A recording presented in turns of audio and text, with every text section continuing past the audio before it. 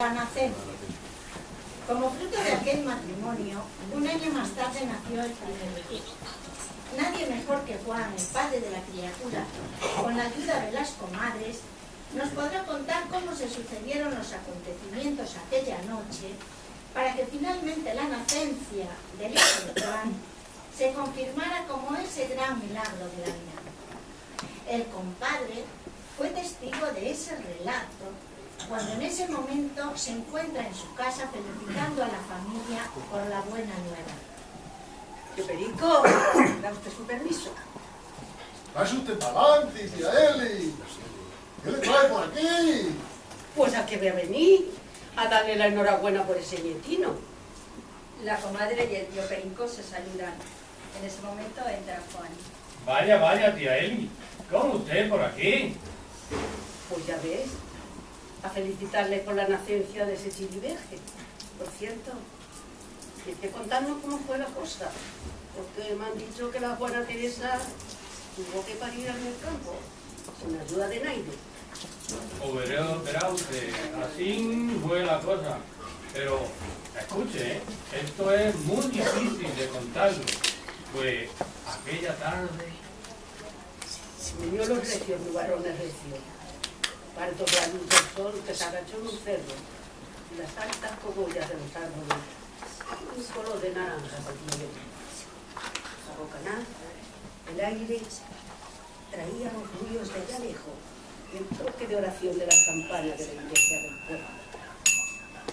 Íbamos dando juntos en la burra por el camino nuevo, mi mujer muy malita, suspirando y gimiendo.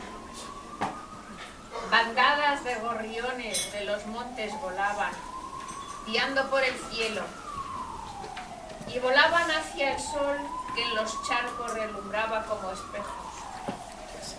Los grillos y las ranas cantaban a lo lejos, y cantaban también los jilgueros sobre las jaras de los brezos. Y rodando, rodando, de las sierras llegaba el tolón, tolón de los cencerros. ¡Qué tarde más bonita! ¡Qué anochecer más bueno! ¡Qué tarde más alegre! Si estuviéramos contentos. No puede ser más, mi hijo. Vaite con el burro para el pueblo y vuélvete deprisa con la abuela, la comadre o el médico. Y se bajó de la burra.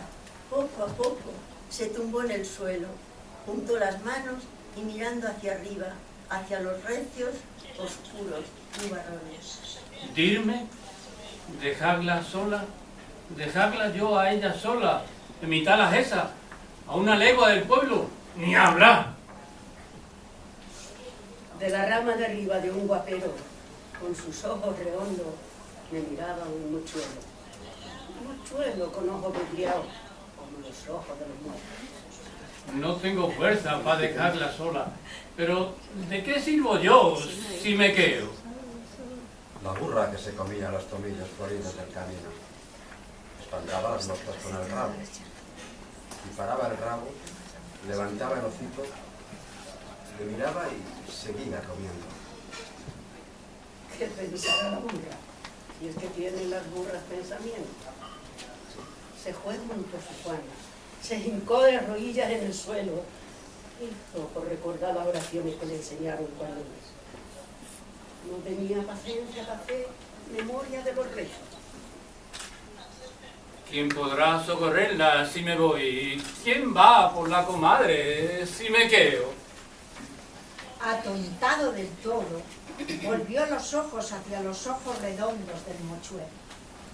Y aquellos ojos verdes tan grandes, tan abiertos, que otras veces le dieron risa, ahora le daban miedo. ¿Qué mirarán tan fijo los ojos del mochuelo?